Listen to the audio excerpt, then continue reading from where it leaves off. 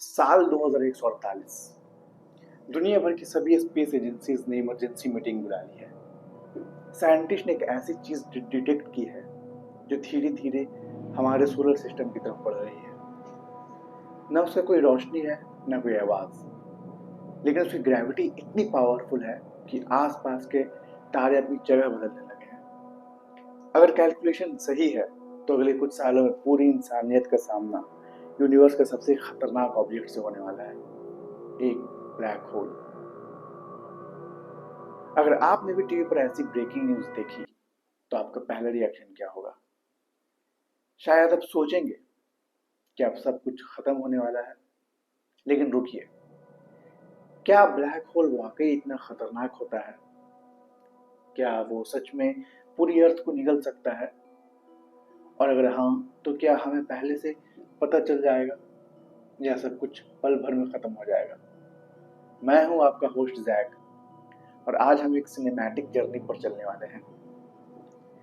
इस वीडियो में हम रियल साइंस की मदद से जानेंगे कि ब्लैक होल होता क्या है, वो बनता कैसे है, अर्थ का सबसे करीब ब्लैक होल कौन सा है, और सबसे इम्पोर्टेंट, अगर किसी दिन एक ब्लैक होल रियलिटी में हमारे सोलर सिस्टम की तरफ बढ़ने लगे तो पहले दिन से लेकर अर्थ के आखिरी पल तक क्या क्या हो सकता है।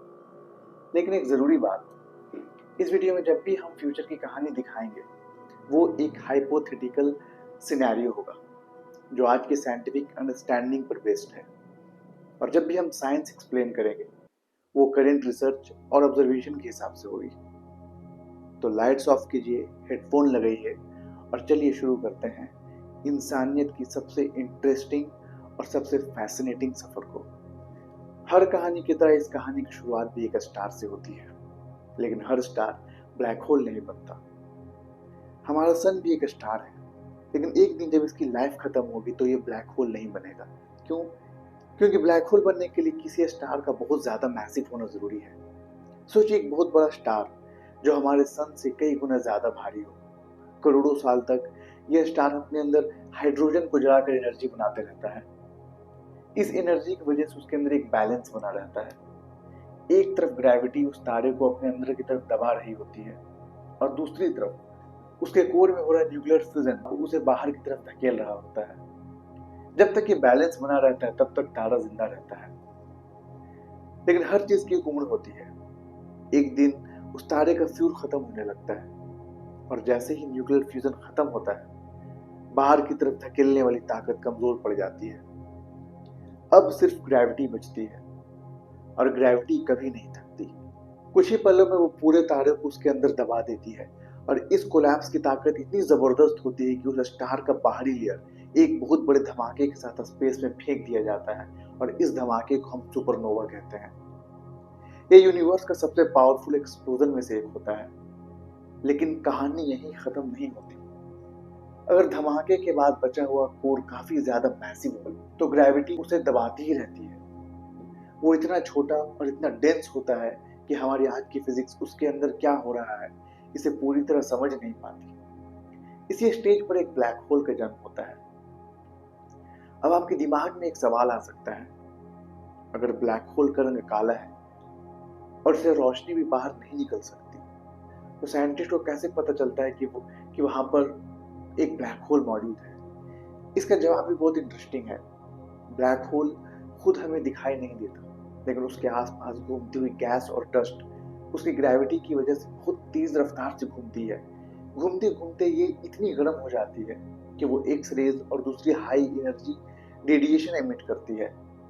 स्पेस टेलीस्कोप इसी रेडिएशन को डिटेक्ट करता है। इसके अलावा साइंटिस्ट ये भी देखते हैं कि आसपास के तारे किस तरह किसी इनविजिबल ऑब्जेक्ट के अराउंड घूम रहे हैं, और जब कोई भी ऐसा ऑब्जेक्ट दिखता है और उसकी ग्रेविटी सब कुछ कंट्रोल कर रही होती है, तब हमें समझ आता है कि वहां एक ब्लैक होल मौजूद है।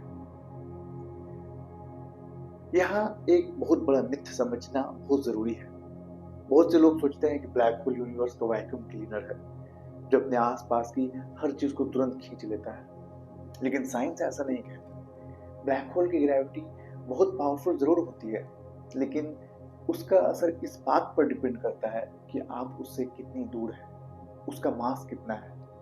अगर कोई ब्लैक होल हमसे हजारों साल दूर है तो वो हमारे लिए कोई खतरा नहीं है।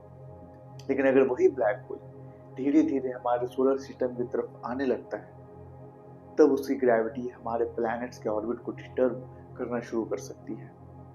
यानी ब्लैक होल हर चीज को बिना वजह नहीं निकलता, लेकिन अगर आप उसके बहुत करीब पहुंच जाएं, तो उसकी ग्रेविटी से बचना लगभग नामुमकिन हो जाता है। लेकिन अब मान लीजिए कि यूनिवर्स ने हमारे लिए एक और ही प्लान बना रखा है। मान लीजिए एक बहुत ही मैसिव ब्लैक होल सच में हमारे सोलर सिस्टम की तरफ बढ़ रहा है। क्या साइंटिस्ट उसे देख पाएंगे? हमें कितने साल पहले पता चलेगा? और सबसे पहला सिग्नल क्या होगा जो बताएगा कि इंसानियत की सबसे बड़ी परीक्षा शुरू होने वाली है? यहीं से हमारी कहानी और भी ज्यादा इंटरेस्टिंग होने वाली है। सबसे पहले एक जरूरी बात, आज के साइंटिफिक एविडेंस के हिसाब से ऐसा कोई भी नोन ब्लैक होल हमारी तरफ नहीं आ रहा है। ये पूरा सिनेरियो एक हाइपोथेटिकल सिचुएशन है जिसे हम करेंट साइंस के बेसिस पर समझने की कोशिश कर रहे हैं। मान लीजिए एक सुबह साइंटिस्ट कंफर्म करता है कि एक ब्लैक होल हमारे सोलर सिस्टम की तरफ बढ़ रहा है। खबर पूरी दुनिया में आग की तरह फैल जाती है। लेकिन हैरानी की बात यह है कि अर्थ पर उस दिन कुछ भी अलग महसूस नहीं होता। ना अर्थक्वेक आता है, ना आसमान का रंग बदलता है, क्योंकि ब्लैक होल अभी भी बहुत दूर है। लेकिन यूनिवर्स पहले ही बदलना शुरू हो चुका है। सबसे पहला असर सोलर सिस्टम के सबसे बाहरी हिस्से में दिखाई देता है। पहाड़ी क्लाउड में मौजूद बर्फ से बने छोटे छोटे ऑब्जेक्ट्स और कॉमेट्स अपना रास्ता बदलने लगते हैं। कुछ कॉमेट्स तो पहली बार सोलर सिस्टम के अंदर आने की तरफ कोशिश करने लगते हैं। साइंटिस्ट समझ जाते हैं कि किसी बहुत ही मैसिव ऑब्जेक्ट की ग्रेविटी अब हमारे सोलर सिस्टम को महसूस होने लगी है।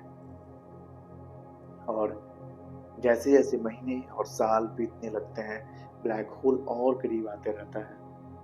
अब उसका ग्रेविटेशनल इफेक्ट जुपिटर और सैटर्न जैसे बड़े प्लैनेट्स के ऑर्बिट में बहुत छोटे बदलाव लाना शुरू कर देता है। ये चेंजेस आम इंसान को नजर नहीं आता, लेकिन ऑब्जर्वेशन की अल्ट्रा प्रिसाइज इंस्ट्रूमेंट्स उन्हें रिकॉर्ड्स कर लेते हैं। साइंटिस्ट समझ जाते हैं कि अगर सबसे बड़ा प्लैनेट्स की ऑर्बिटल बदल रही है, तो एक दिन अर्थ भी इससे बच नहीं पाएगा। कुछ और समय बाद ब्लैक होल इतना करीब आ जाता है कि अर्थ भी उसकी ग्रेविटी का असर महसूस करना शुरू कर देती है। सबसे पहले सैटेलाइट्स को अपना ऑर्बिट मेंटेन करने के लिए बार बार करेक्शन करना पड़ता है। जीपीएस सिस्टम में छोटी छोटी एरर्स आना शुरू हो जाती है। एस्ट्रोनॉमर्स देखते हैं कि कुछ स्टार्स की पोजीशन पहले जैसी नहीं दिख रही है। समुद्र की लहरें धीरे धीरे और ज्यादा पावरफुल होने लगती हैं, क्योंकि अर्थ पर काम करने वाली ग्रेविटेशनल फोर्स बदलने लगती है। लेकिन असली प्रॉब्लम अब शुरू होती है। अगर ब्लैक होल और करीब आता रहा, तो अर्थ का ऑर्बिट भी धीरे धीरे बदलना शुरू हो सकता है। और अगर अर्थ सन के करीब खिसकने लगे, तो हमारा क्लाइमेट बहुत ज्यादा गर्म हो सकता है।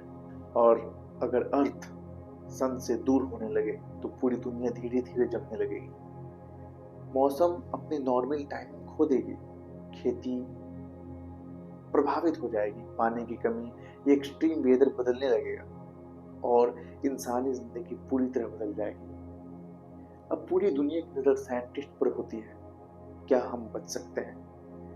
सच ये है कि अगर इतना मैसिव ब्लैक होल इतना करीब आ चुका है, तो हमारे पास उसे रोकने का कोई तरीका नहीं होगा। ब्लैक होल को बॉम्ब से उड़ाया नहीं जा सकता, न ही उसकी ग्रेविटी को बंद किया जा सकता है। हम सिर्फ उसके इफेक्ट्स को ऑब्जर्व कर सकते हैं।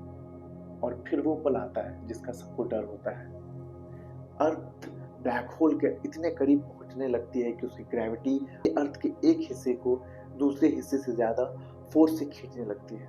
और इसी फिनोमेनन को साइंटिस्ट टाइडल फोर्स कहते हैं। अगर ये फोर्सेस बहुत ज्यादा पावरफुल हो जाए, तो अर्थ के सरफेस पर विनाशकारी अर्थक्वेक, वोल्केनिक एक्टिविटी और ओशियन में अनइमेजिनेबल लहरें देखने को मिल सकती हैं। और अगर अर्थ और भी करीब चला जाए, तो पूरा प्लैनेट धीरे धीरे स्ट्रेच होना शुरू हो सकता है। और इस प्रोसेस को साइंटिस्ट स्फैगेटिफिकेशन कहते हैं। लेकिन कहानी अभी खत्म नहीं हुई। सबसे रहस्यमय हिस्सा भी बाकी है। क्या होता है जब कोई चीज इवेंट होराइजन के पास पहुंचती है? क्या टाइम वाकई धीरे धीरे चलने लगता है? और अगर अर्थ उस इनविजिबल बाउंड्री को पार कर दे तो उसके बाद क्या होगा? इसी सवाल का जवाब हम डॉक्यूमेंट्री के पार्ट 2 में ढूंढेंगे। अगर आपको वीडियो इंटरेस्टिंग लगी हो तो हमें कमेंट करके जरूर बताएं और चैनल को सब्सक्राइब करना ना भूलें। मिलते हैं नेक्स्ट वीडियो में। Take care, bye bye, see you soon.